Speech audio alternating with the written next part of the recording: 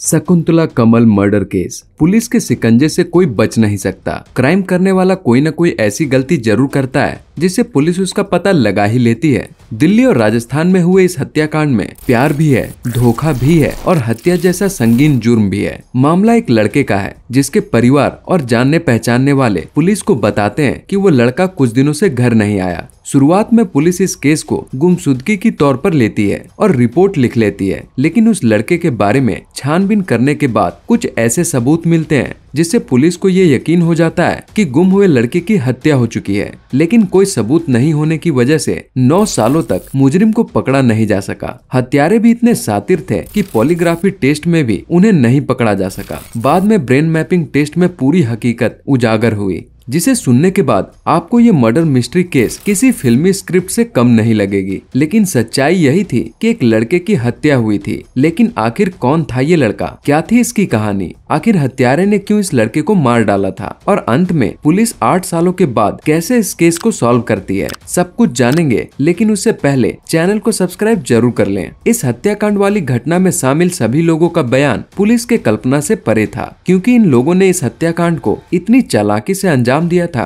कि एक समय तक पुलिस भी हार मान चुकी थी। लेकिन पुलिस वालों की बहादुरी और ईमानदारी का नतीजा था कि उन्होंने बिना सबूत और गवाह के अनसुलझे केस को 9 साल बाद सॉल्व करके उस लड़के के घर वालों को इंसाफ दिलाया। इस चौंकाने वाले मर्डर केस को पुलिस की क्राइम डायरी में शकुंतला कमल मर्डर केस का नाम दिया गया। इस अनसुलझे मर्डर मिस्ट्री केस की शुरुआत राजस्थान के अलवर जिले के टपुकड़ा गाँव में रहने वाले एक लड़के से शुरू होती है, जिसका नाम कमल सिंगला था। यह लड़का पेशे से एक बिजनेसमैन था जो कंस्ट्रक्शन लाइन से जुड़ा था। कमल ट्रांसपोर्ट और बिल्डिंग मटेरियल सप्लाई का काम करता था। बात साल 2010 की है। यहीं के पास के गांव में ही कमल का एक बड़ा प्रोजेक्ट चल रहा था। कमल बीच बीच में कंस्ट्रक्शन साइट पर जाया करता था और वहां की स्थिति पता करके शाम तक अपने घर वापस लौट आता था।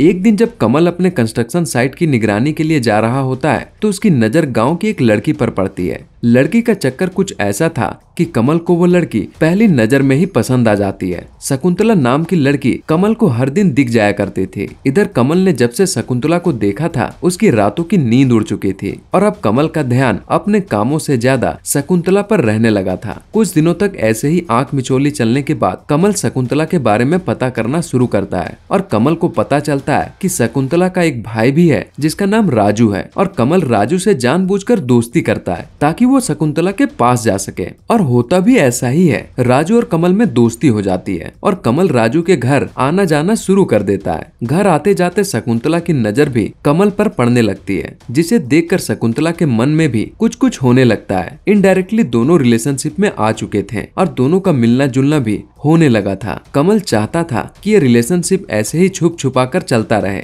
लेकिन कहते हैं ना, इश्क छुपाए नहीं छुपता। और हुआ भी बिल्कुल ऐसा ही। दोनों के प्रेम प्रसंग की खबर धीरे धीरे शकुंतला के घर वालों के कानों तक पहुंच जाती है। लोगों के मुंह से शकुंतला और कमल की बातें सुनकर शकुंतला के घर वाले आग बबूला हो जाते हैं और शकुंतला का घर से निकलना और कमल का घर आना बंद करा दिया जाता है। घर वाले चाहते तो दोनों की शादी करवा सकते थे, लेकिन कमल भी बिजनेस करता था और अच्छे खासे पैसे भी कमाता था। लेकिन जातिवाद ने ऐसा होने नहीं दिया, क्योंकि शकुंतला और कमल दोनों अलग अलग जाति के थे। अलग अलग जाति के होने के कारण शकुंतला के घर वाले इस रिश्ते का विरोध करते हैं और वो किसी भी हालत में शकुंतला की शादी कमल से नहीं होने देते हैं। अब शकुंतला के घर वाले शकुंतला की शादी के लिए एक लड़का ढूंढने लगते हैं और कुछ ही दिनों बाद दिल्ली में रहने वाले रवि नाम के एक लड़के को शकुंतला के लिए पसंद कर लिया जाता है। शकुंतला अपनी शादी की बात सुनकर घबरा जाती है, क्योंकि अभी भी उसके मन में कमल ही बैठा था। लेकिन इन सब बातों का अब कोई फायदा नहीं था और 8 फरवरी 2011 को वही दिन आता है जब शकुंतला की शादी रवि से करा दी जाती है। शादी के बाद शकुंतला के घर वाले ऐसा मानकर चलते हैं कि शादी के बाद शकुंतला कमल को भूलकर नई जिंदगी की शुरुआत कर लेगी, लेकिन ऐसा नहीं होता है। शादी के बाद में शकुंतला का मन नहीं लगता है और वो अपने घर चली आती है। लेकिन घर वालों के समझाने के बाद फिर से रवि के घर चली जाती है और अपनी नई जिंदगी की शुरुआत करने की कोशिश में लग जाती है, क्योंकि शकुंतला अब तक ये मानकर चल रही थी कि कमल अब उसकी जिंदगी से जा चुका है और अब उसे अपनी नई जिंदगी की शुरुआत रवि से करनी चाहिए। लेकिन कुछ ही दिन बाद कुछ ऐसा होता है जिससे शकुंतला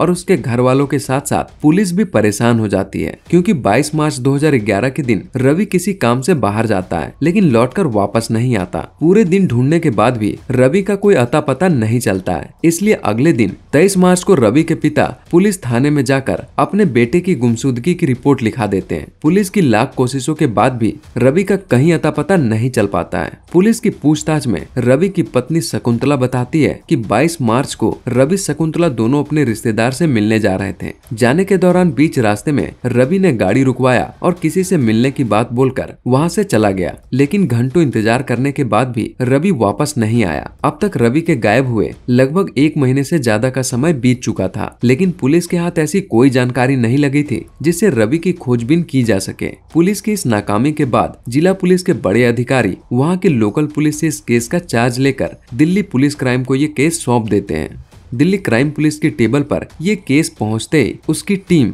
इस केस से जुड़े सभी संदिग्ध लोगों की छानबीन करना शुरू कर देते हैं। शकुंतला और उसके भाई राजू को पुलिस अपने रडार पर लेते हैं और सख्ती से पूछताछ करते हैं। पुलिस को शकुंतला के बयान पर शक होता है, इसलिए पुलिस शकुंतला की हिस्ट्री निकालना शुरू करते हैं और फिर दिल्ली क्राइम पुलिस को शकुंतला के शादी से पहले वाला बॉयफ्रेंड यानी कमल का पता चलता है। पुलिस बिना देरी किए कमल को उठा लेती है। कमल अपने बयान में सीधा सीधा कहता है कि शादी के बाद शकुंतला से उसका कुछ भी लेना देना नहीं है, लेकिन पुलिस को ये शक होता है कि शादी के बाद भी शकुंतला का मिलना जुलना कमल से होता रहा है। रवि के गायब होने पर दिल्ली क्राइम पुलिस को उन दोनों पर सबसे ज्यादा शक था, इसलिए दिल्ली क्राइम पुलिस शकुंतला और कमल का पॉलीग्राफी टेस्ट करवाती है। लेकिन इस टेस्ट में पुलिस के हाथ कुछ भी नहीं लगता और पुलिस एक बार फिर वहीं पहुंच जाती है जहां से उसने शुरुआत की थी। अब पुलिस के पास इससे जुड़ा कोई भी सबूत और कोई भी गवाह नहीं था, क्योंकि अगर रवि को किडनैप किया जाता तो उसके घर वालों के फोन पर फिरौती के लिए कोई न कोई फोन जरूर आता। इसलिए पुलिस ये मानकर चल रही थी कि रवि की हत्या की गई है। लेकिन पुलिस के पास रवि की हत्या से जुड़ी कोई सबूत या गवाह न होने के कारण पुलिस इस केस को मर्डर केस का नाम नहीं दे सकती थी। कुल मिलाकर पुलिस अभी भी अंधेरे में ही इस केस की छानबीन में लगी हुई थी। लेकिन अभी भी दिल्ली क्राइम पुलिस के रडार पर शकुंतला और कमल ही दो ऐसे लोग थे जिन पर पुलिस का पूरा शक था। लेकिन पर्याप्त सबूत और गवाह न मिलने के कारण दिल्ली क्राइम पुलिस भी इस केस से अपने हाथ पीछे खींच लेती है। कुछ साल बाद 2017 का समय आता है और एक बार फिर से रवि के पिता अपने बेटे का पता लगाने के लिए पुलिस के खिलाफ नाराजगी जाहिर करते हुए अदालत में एक अपील दायर करते हैं, जिसके बाद एक बार फिर से पुलिस पर इस केस को सॉल्व करने का दबाव बनाया जाता है और पुलिस एक बार फिर से राजू केस की फाइल को ओपन करते हैं और फिर से केवल 2 ही नाम सामने आते हैं, एक कमल और दूसरा शकुंतला। पुलिस फिर से इस केस की छानबीन में तेजी लाती है और इस बार शकुंतला, राजू और कमल की सच्चाई पता करने के लिए पुलिस तीनों का ब्रेन मैपिंग टेस्ट कराने की अनुमति कोर्ट से लेती है। लेकिन इस ब्रेन मैपिंग टेस्ट के लिए शकुंतला तैयार नहीं होती है, क्योंकि शकुंतला का कहना था कि पुलिस उसे पहले ही काफी परेशान और टॉर्चर कर चुकी है, इसलिए वो पुलिस के किसी भी सवालों का जवाब नहीं देगी। इसके बावजूद पुलिस राजू और कमल का ब्रेन मैपिंग टेस्ट कराती है, जिसमें पुलिस को राजू के बयान पर कोई शक नहीं होता, इसलिए उसे छोड़ देती है। लेकिन कमल की ब्रेन मैपिंग टेस्ट का रिपोर्ट काफी चौंकाने वाला होता है। कमल की रिपोर्ट में पुलिस को कुछ ऐसी जानकारियां लगती है जिससे पुलिस की शक की सुई कमल पर जाकर अटक जाती है, क्योंकि कमल अपनी ब्रेन मैपिंग टेस्ट में बताता है कि वो शकुंतला से पहले भी प्यार करता था और आज भी प्यार करता है और शकुंतला की शादी की बात से कमल परेशान हो चुका था। इसलिए उसने शकुंतला को शादी करने के लिए तो कहा, लेकिन उसके पति के साथ शारीरिक संबंध बनाने के लिए मना कर रखा था और मौका मिलते ही शादी भी करने वाला था।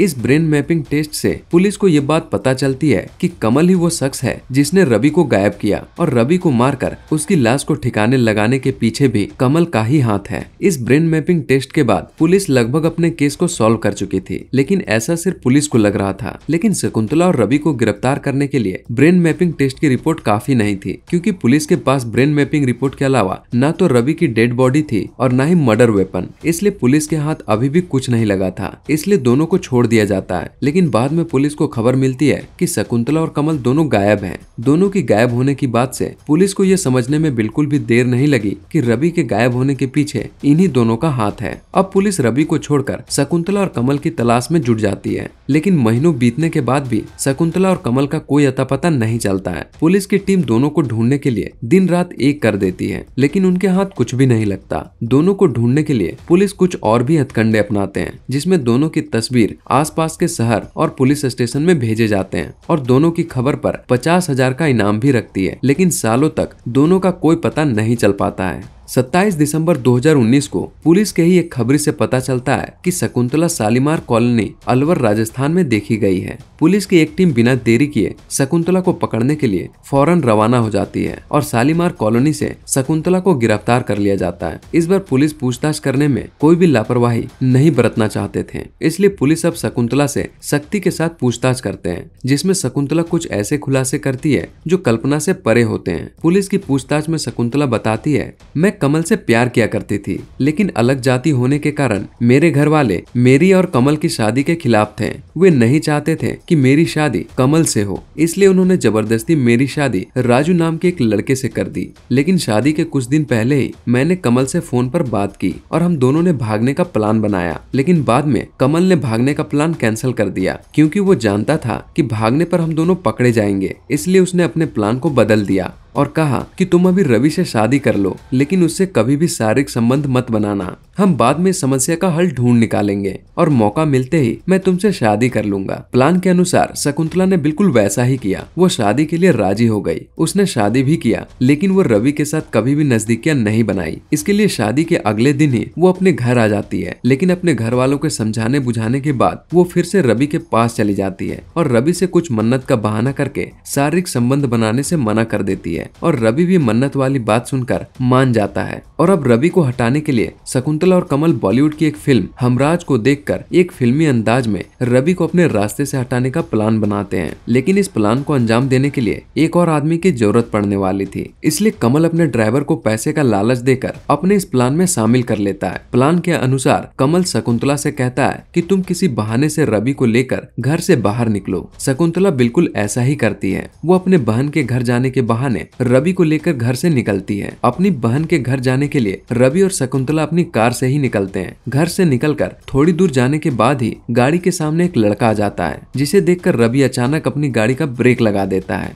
ये लड़का कोई और नहीं बल्कि कमल था। रवि के पूछने पर पता चलता है कि ये लड़का शकुंतला के गाँव का है और ये शकुंतला को जानता है और ये भी उसी रास्ते जा रहा है जहाँ शकुंतला और रवि जा रहे हैं। अब शकुंतला के कहने पर रवि कमल को अपनी गाड़ी में बिठा लेता है और ये तीनों एक साथ गाड़ी में बैठकर निकल जाते हैं और कुछ ही देर बाद ये तीनों शकुंतला के बहन के घर से थोड़ी दूर पर रुक जाते हैं और यहाँ से कमल का प्लान शुरू हो जाता है। वो रवि से कहता है कि मैं तुम्हारी पत्नी के बारे में कुछ ऐसा जानता हूँ जिसके बारे में तुम्हें पता होना चाहिए। ये सुनकर रवि चौंक जाता है और वो अपनी शकुंतला के बारे में और जानना चाहता है जो कमल उसे बताने वाला था, लेकिन इसके लिए वो कहता है कि तुम शकुंतला को अपनी बहन के घर भेज दो, उसके बाद मैं तुम्हें वह सारी सच्चाई बताऊंगा जो तुम्हारे लिए जानना जरूरी है। ये सुनकर रवि शकुंतला को आगे जाने के लिए कह देता है और खुद कमल के साथ निकल जाता है, लेकिन रवि को यह बात कहाँ पता थी कि उसके साथ धोखेबाजी का प्लान किया गया था। वो कमल के साथ जा तो रहा था, लेकिन वो कभी वापस लौट के नहीं आएगा। शकुंतला के इस बयान पर पुलिस अब जल्द से जल्द कमल को भी पकड़ना चाहती थी,